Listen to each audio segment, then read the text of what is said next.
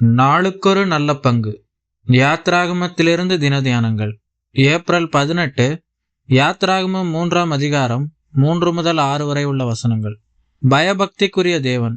அப்பொழுது அவர், இங்கே நீ கிட்டி சேராயாக, உன் கால்களில் இருக்கிற பாதரட்சிகளை கழற்றி போடு, நீ நிற்கிற இடம் பரிசுத்த பூமி என்றார். வசனம் 5.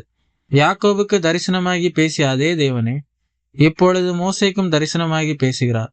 ஈசாக்கின் பயபக்திக்குரியவர் மோசேக்கும் பயபக்திக்குரியவரே. தம்மை பார்க்கும்படி அருகில் வர முயன்ற மோசேயிடம் தன்னுடைய மகிமையின் பிரசன்னத்தை வெளிப்படுத்துகிறார். அவர் தேவன் என்றால் நாம் அவருக்கு செலுத்த வேண்டிய கனத்தையும் மரியாதையும் செலுத்த வேண்டும். அவருடைய பிரசன்னம் எங்கே விளங்கினாலும் அங்கே நாம் பயபக்தியோடு நடந்து கொள்ள வேண்டியது அவசியம்.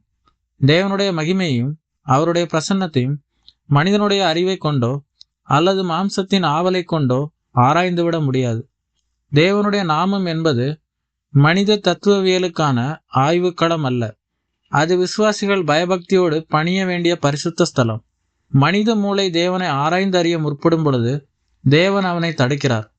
ஆனால் அவன் இருதயம் பணிய முற்படும் போது அவனை ஏற்றுக்கொள்கிறார்.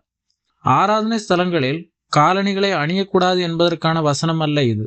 மாறாக, எங்கே பரிசுத்தம் விளங்குகிறதோ அங்கே நம்முடைய பெருமைகளையும் நம்மீது ஒட்டி கொண்டிருக்கிற பாவ கரைகளையும் களைந்துவிட்டு மனதில் தாழ்மையோடும் ஆவியில் எளிமையோடும் அவரை பணிந்து கொள்ள வேண்டும் என்பதே வசனம் வலியுறுத்துகிறது. இந்த உலகத்தில் தேவன் மாம்சத்தில் வெளிப்பட்டு ஊழியம் செய்த நாட்களில் அவரோடு மிக நெருக்கமாக பழகியவர்களில் அவருடைய சீடர்களில் ஒருவனாகிய யோவானும் ஒருவனாவார். அவன் அவருடைய மார்பில் சாய்ந்து கொள்ளும் அளவுக்கு நெருக்கமாக இருந்தவன். ஆனால் அவன் தன் வயதான காலத்தில் பத்மு தீவில் உயிர்த்தெழுந்த கர்த்தரை தரிசித்த பொழுது செத்தவனைப் போல அவருடைய பாதத்தில் விழுந்தான். மோசேக்கு முட்செடி நடுவில் தோன்றினவரே, நமக்காக நம்முடைய பாவங்களை சுமந்தவராக முட்கிரீடம் சூட்டப்பட்டவராக கள்ளர் நடுவில் சிலுவையில் தொங்கினார். அவரே இப்பொழுது பொற்கிரீடம் அணிந்தவராக பரலோகத்தில் வீற்றிருக்கிறார்.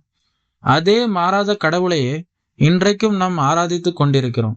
இன்றைய நாட்களில் அவருடைய நாமங்கள் எவ்வித பயபக்தியுமின்றி வீணாகவும் மரியாதை குறைவாகவும் கிறிஸ்தவர்களால் பயன்படுத்தப்படுவது வேதனைக்குரிய காரியம்.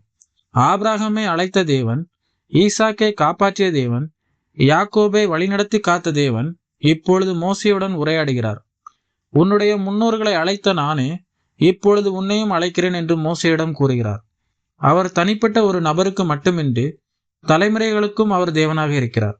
அவர்களுக்கு அளித்த வாக்குறுதிகளில் உண்மையாயிருந்த நான் உனக்கும் உண்மையாய் இருப்பேன் என்று உறுதியளிக்கிறார். நேற்றும் இன்றும் என்றும் மாறாத கர்த்தர் தனிப்பட்ட ஒவ்வொருவருக்கும் மட்டுமன்றி நம்முடைய தலைமுறைக்கும் அவர் உண்மை உள்ளவராய் இருக்கிறார். ஆகவே நாம் எந்த சூழ்நிலையிலும் அவரை விசுவாசிக்கவும் அவரில் நம்பிக்கை வைக்கவும் முடியும். அவர் ஒருபோதும் நம்மை கைவிட மாட்டார். மோசேயை போன்று அவர் நமக்கும் பொறுப்புகளை வழங்கும் போது பயப்படாமல் நம் பயபக்திக்குரிய கர்த்தரை பின்பற்றி செல்வோம்.